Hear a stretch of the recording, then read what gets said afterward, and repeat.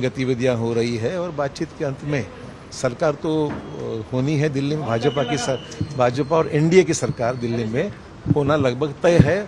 प्रधानमंत्री जी ने कल ही ऐलान किया है कि हमारे एनडीए के जितने पार्टनर्स हैं उनको साथ में लेकर सरकार स्थापन करने का दावा वो पेश करेंगे। जिस प्रकार से 400 का नारा दिया, लेकिन जो कल आंकड़े क्या आश्चर्यजनक नहीं है? निश्चित तौर पर कुछ जगह तो लगा था कि उम्मीद थी, पर कई फैक्टर्स है, चुनाव है, आखिरी में चुनाव में कई फैक्टर्स काम करते हैं, पर आखिरी में एनडीए को तो बहुमत हो गया है। क्या वजह मालूम सर? चौहान सर कहाँ देख रहे हो, क्या दिक्कत, कहाँ कमी होगी?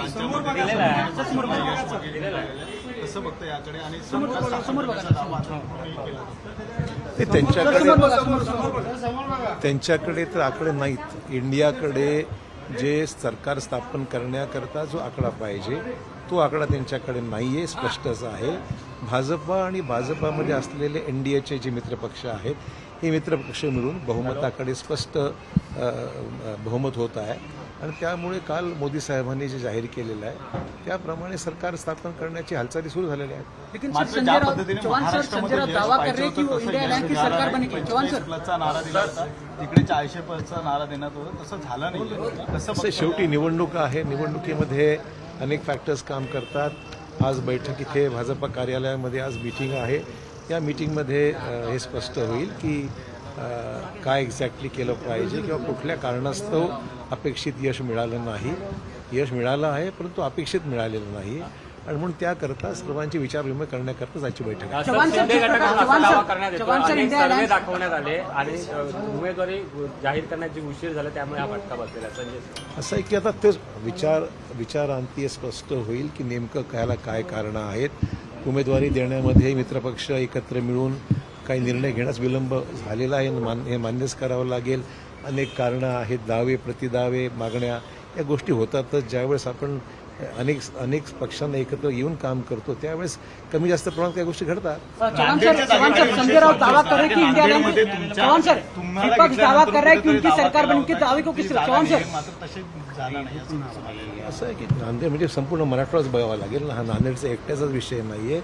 संपूर्ण मराठवाड्यामध्ये जी परिस्थिती निर्माण झाली आहे त्यामध्ये आपण पाहाल की आरक्षणाचा मुद्दा मोठ्या प्रमाणावर आहेत, जी मायनॉरिटीची मतं आहेत त्यांचाही विषय आहे, काही स्थानिक शेतकऱ्यांचे प्रश्न आहेत। वाटतं आता हे सगळं कारण मीमांसा या सगळ्या गोष्टीवर नेमकं उमेदवार संबंधित उमेदवार चर्चा करून त्यांचं काय म्हणणं आहे हे समजल्यानंतरच पुढची पावलं योग्य पद्धतीने विधानसभेसाठी काय अनुकूल ठरू शकतं याचा विचार करावा। संजय राउत दावा कर रहे हैं कि इंडिया अलायंस जो सरकार बनाने की बात, संजय राउत दावे को आप किस तरीके से कैसे देगा? संजय राउत दावा कर रहे हैं कि इंडिया अलायंस जो है सरकार बना सके, उनके दावे को 250 दावा कोई भी पेश कर सकता है, पर दावा पेश करते वक्त उतना आंकड़ा जो चाहिए बहुमत के लिए, मेजॉरिटी के लिए, वो स्पष्ट है कि इंडिया के पास में उतनी अलाइज के पास में उतनी स्ट्रेंथ नहीं बन रही है। वास्तव है बीजेपी और एनडीए के अलाइज मिलकर वो आंकड़ा स्पष्ट हो गया है जो दिखाई दे रहा है, रिजल्ट्स पूरे आ चुके हैं।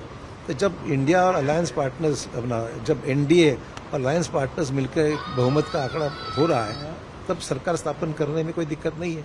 महाराष्ट्र में लंबा आंदोलन जो हुआ, क्या ये वो वजह रही जिसकी वजह से भारी नुकसान महाराष्ट्र में हुआ? नांदेड़ में भी, आपके जिले में भी जो है बीजेपी को नुकसान हुआ। ऐसा है कि ये प्रश्न सिर्फ एक जिले तक मर्यादित नहीं है, कुल मिला के पूरे महाराष्ट्र में इस मांग को लेकर काफ़ी दिनों से मामला चल रहा था। स्वाभाविक है इसमें ये मैं समझता हूँ काफ़ी काम सरकार ने भी किया है। भाजपा सरकार, एकनाथ शिंदे जी, अजित पवार और देवेंद्र फडणवीस जी ने मिलकर ही बहुत अच्छा काम आरक्षण के बारे में किया है। 10% आरक्षण दिया गया है। जो आरक्षण के बारे में अन्य कुछ मुद्दे हैं उन पे भी फैसले हो चुके हैं। जो जो रिलेशंस है उसके बारे में प्रक्रिया शुरू है। शायद हम लोगों को ये बात समझाने में कम पड़े हैं, ऐसा मैं समझता हूँ। आरक्षण 10% तो दिया गया है तो काफ़ी काम हुआ है, सिर्फ लोगों तक ये बात पहुँचाने में शायद हम कम पड़े होंगे, ऐसा मुझे लगता है। मराठा आरक्षणाचा फटका बसलाय का भाजपला? कारण भाजप मला एकदम असं स्वीपिंग स्टेटमेंट करणं शक्य होणार नाही. वेगवेगळ्या मतदारसंघात वेगवेगळी परिस्थिती आहे. त्यामुळे नेमकं प्रत्येक मतदारसंघात काय घडलेलं आहे ही कारण मीमांसा संबंधित उमेदवारांकडूनच रिपोर्ट घेतल्याशिवाय सांगता येणार नाही. मराठाचा मुद्दा पोहोचवण्यामध्ये कुठेतरी कमी पडला. एनडी नीतीश कुमार जी तो एक ज्येष्ठ नेता है.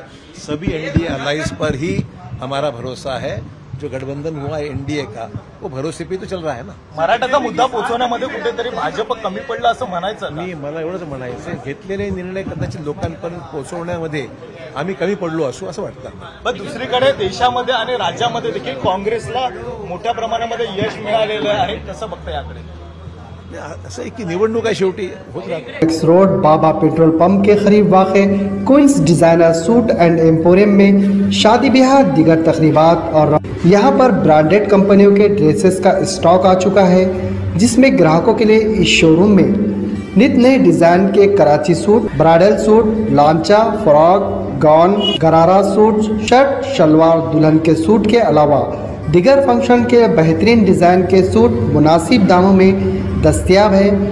वाज़ेह हो कि दुबई, मुंबई, हैदराबाद जैसे कपड़े अब नांदेड़ शहर के Queens designer suits and emporium एक ही छत के नीचे दस्तयाब है। Queens designer suit and emporium के प्रोपराइटर मोहम्मद आमिर ने अवामुन्नास से अपील की है कि वो नित नए स्टॉक के माल की खरीदारी करने के लिए इनके शोरूम पर एक मर्तबा ज़रूर तशरीफ़ लाए। हमारा पता है बाबा पेट्रोल पंप नज़द बरकत कॉम्प्लेक्स रोड, नांदेड़।